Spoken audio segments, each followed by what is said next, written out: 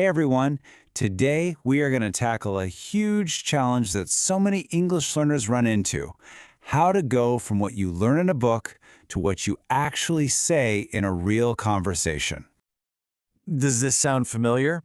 You spent hours on grammar, you've memorized all this vocabulary, but the second someone asks you something simple on the street, your mind just goes completely blank. Trust me, you are not alone, and we're going to get into exactly why that happens and what you can do about it. And this, right here, this is the whole problem in a nutshell. The English we learn in a textbook is super formal, right? It's structured. But real life, well, it's messy, it's casual, and it's fast. And that gap between the two, that's where all the stress and anxiety comes from. So let's actually break this down. What exactly is this real-life freeze? And why does it feel so powerful when we're just trying to talk? It's that exact moment we were talking about. It's this crazy mix of fear, the fear of making a mistake, of sounding stupid, and the simple fact that we haven't practiced in messy, real-world situations. Your brain is scrambling, trying to find the perfect sentence from a textbook, but real conversation, it just doesn't wait for that. But here's the good news. Unlocking your speaking confidence isn't about learning more grammar rules. Nope. It's about one single, powerful shift in how you think about it. Let's just let that sink in for a second. Read it again. The goal is not to sound like you swallowed a dictionary. The goal is just to get your idea across. Once you really truly believe that, everything changes. It's like all that pressure just melts away. And you have to remember this. Seriously. Native speakers make mistakes all the time. We use half sentences, we stumble over our words, we say and like. It's totally normal. Making mistakes is a part of communicating. It is not a sign that you're failing. All right, so now that we've got our head in the right space, let's get practical. Let's look at some super simple, really powerful phrases that you can start using like today. Okay, look at the difference here. The phrases on the right are just so much simpler, right?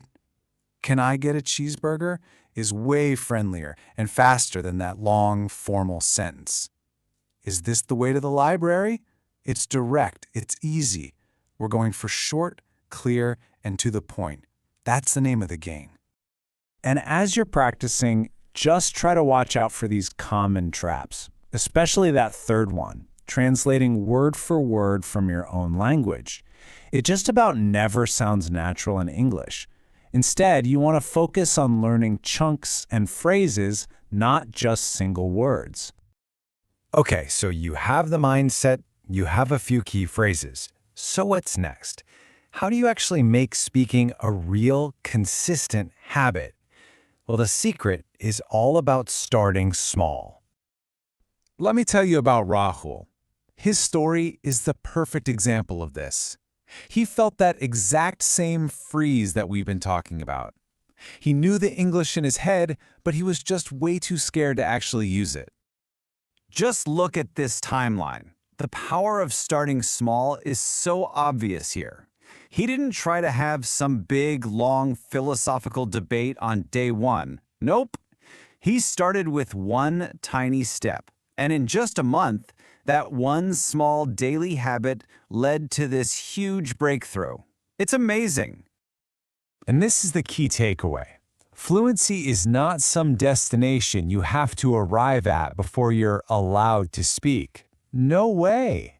Fluency is what you build by speaking, one sentence at a time, starting right now.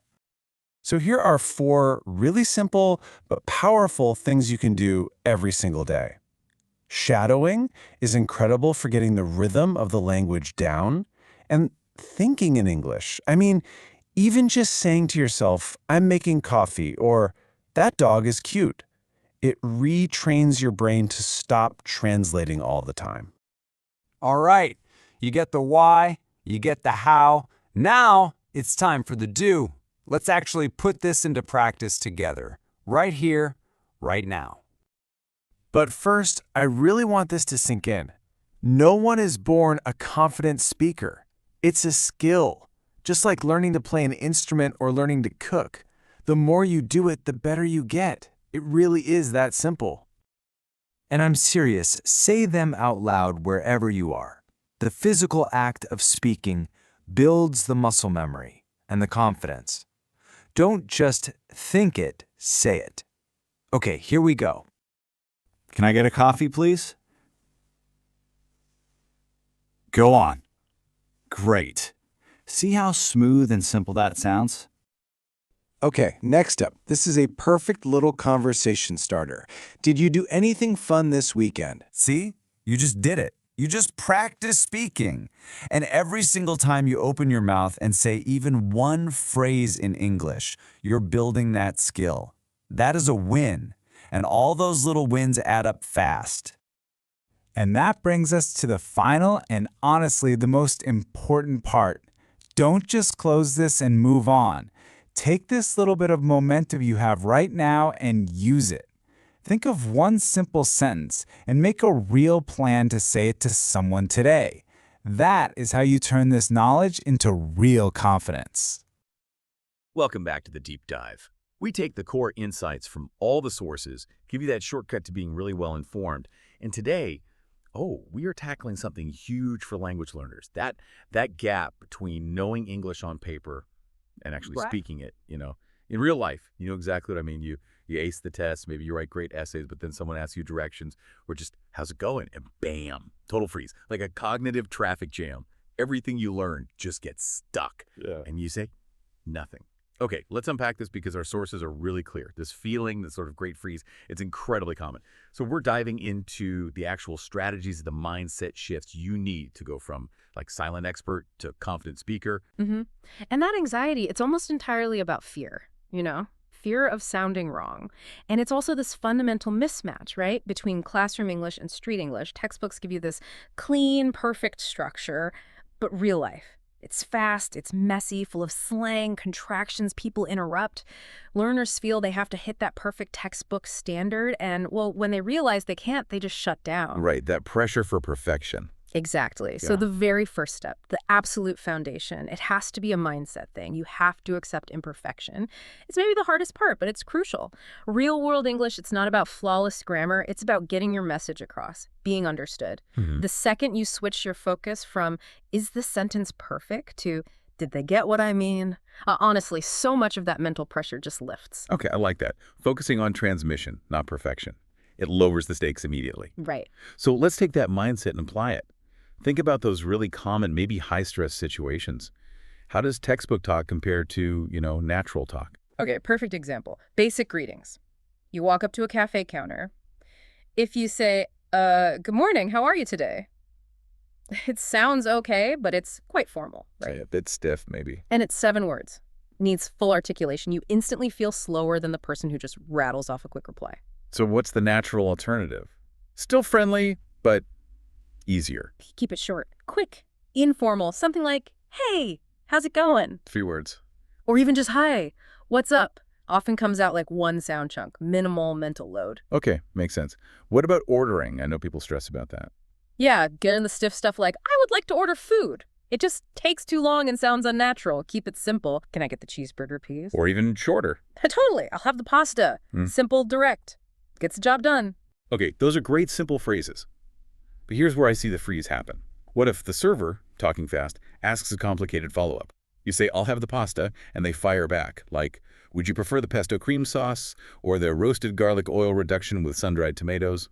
Boom. Panic. Ah, yes, that's a critical point. The unexpected complexity. Your best defense here isn't knowing every sauce. It's having simple clarification phrases ready. Things that show you're engaged, but you just need a second. It is totally fine, completely natural to say something like, could you repeat that more slowly, please? Okay. Or even simpler, sorry, what was that? Don't guess. Ask for clarity. That itself shows confidence. Having those emergency phrases ready, that's really practical. Okay, so moving beyond getting specific things like coffee or directions, what about just general social chat? Our sources flagged small talk as a huge hurdle. It's so unpredictable. It really is. Small talk feels hard because it often doesn't have a clear goal like ordering does. So you need some easy, low-stakes starters ready to go. Don't try to be profound. Just comment on the shared situation, like, the weather is crazy today, isn't it? Easy agreement point. Right, something simple. Or offer a genuine, simple compliment. I love your shoes. Where did you get them? It's friendly. It opens the door. So the key is just opening your mouth, not necessarily saying something brilliant. Precisely. Just starting the interaction. Okay, this leads perfectly into something really interesting we found. A story that shows just how powerful, small, but really consistent steps can be. This is about a learner named Rahul. His story illustrates frequency over duration, basically. Yeah, Rahul's case is fascinating. He knew English grammar inside out, passed all the tests, but outside his class, totally paralyzed. He actually described approaching a shop counter as feeling like a physical spotlight was on his mouth, intense anxiety. Wow, that sounds debilitating. It was. He said he'd walk like several extra blocks just to use a self-checkout machine to avoid saying thank you to a cashier. Gosh, so how did he break free from that? It sounds like a really tough cycle. The strategy was incredibly small. And that's, I think, the key takeaway here. He committed to saying just one sentence per day in public, low stakes. Not a whole conversation? Nope, just one sentence. He started with the security guard in his building, just, hi, how are you? And the guard would usually just say, fine, thanks, interaction over in seconds. Okay. But the point wasn't the reply. It was the act, the daily practice of speaking and realizing, the world didn't end. Nothing bad happened. Then he moved on to asking a shopkeeper, how much is this? Or just saying, excuse me, to pass someone. Tiny things. I can almost feel the relief he must have felt after those first successful interactions. So what happened? What was the result of that consistent, tiny exposure? It was pretty amazing, actually. Within about a month, he wasn't just comfortable with that one sentence anymore. He found himself holding, 5-minute conversations with strangers, talking about sports or the weather or prices, just normal stuff. Wow, from one sentence a day to 5-minute chats in a month. Yeah. The confidence he gained from just nailing that one tiny sentence, it just snowballed. It scaled up really fast. His story is such powerful proof. You don't wait until you feel fluent to start speaking. You speak even tiny bits to build fluency. Consistency just demolishes the need for perfection. That's incredibly powerful. Small steps, huge impact. Okay, let's make this really actionable for everyone listening. What are the specific things you can start doing, like today, to start your own version of Rahul's journey? Right. We've boiled it down to 6 core strategies for practicing in the real world, things you can actually do. First one, shadowing. This is so good for getting the rhythm and kind of the music of English. How's it work exactly? You find a short audio clip, 5-10 seconds maybe, a native speaker talking. You listen carefully. Then you immediately try to repeat it exactly. Copy everything, the rhythm, the stress, the intonation, the speed. You're basically training your mouth muscles, bypassing the grammar brain for a moment. So it's almost like physical training for your mouth. Okay, what's next? Tip 2, think in English. This is about cutting out the middleman, that translation step in your head. Whenever you notice something, have a thought. See a dog, feel hungry, whatever. Make a conscious effort to label it directly in English in your mind. So instead of thinking the thought in your language, then translating, just think, that's a cute dog. Or, I'm hungry. It speeds up your ability to speak spontaneously. That sounds challenging, but yeah, I can see how that would bypass the bottleneck. Okay, number 3. 3, daily journaling and speaking. Really simple. Write maybe 3, maybe 5 sentences about your day in English. But, and this is the crucial bit, immediately after writing, read those sentences out loud. Connecting the written word to the spoken sound. Exactly. You're bridging that gap yourself. Number 4, mini conversations. This is Rahul's method. Just commit to one spoken interaction a day. Could be asking for the time, checking shop hours, even just saying have a good day to someone. The goal is exposure, not a long chat. Getting those reps in makes sense. 5, record yourself.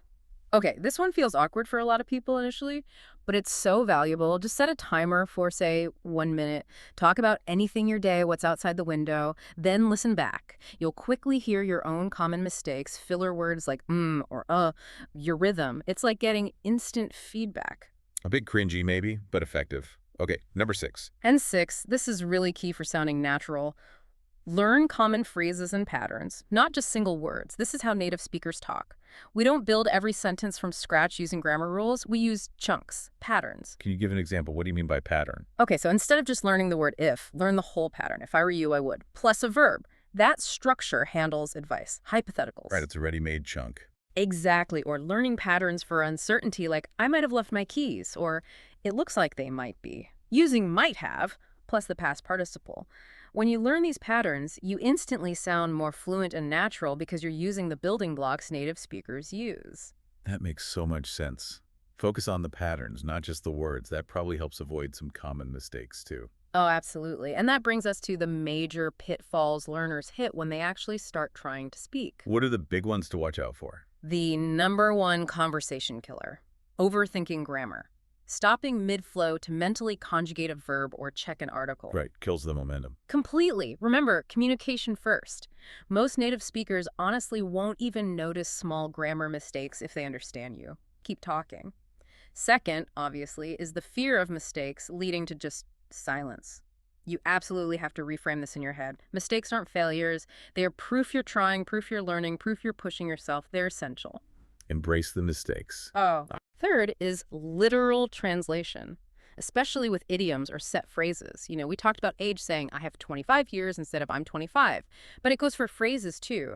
Translating something like, it's raining cats and dogs, word for word just sounds bizarre. You have to learn the meaning of the whole phrase, the concept, not just the individual words. Okay, and what about that other fear? The fear of sounding weird, or maybe even accidentally offending someone with the wrong word or accent. Yeah, that's a powerful fear, too. But honestly, native speakers are generally very understanding. They're used to hearing learners. They expect variations in accents and phrasing. In most situations, people will appreciate your effort way more than they'll judge your pronunciation. And if you get stuck or feel awkward, a simple, polite, sorry, I'm still learning English, could you help me? Or could you say that again? Works wonders. It's totally acceptable. That's really reassuring, having those safety phrases again. Okay, this has been a fantastic breakdown, both the strategies and kind of the emotional armor you need. The big message seems to be, keep it simple, aim for natural, and please don't be afraid to make mistakes. They're part of the deal. So let's pull this all together for you, the listener. What are the main takeaways from this deep dive on speaking English confidently in real life? 1.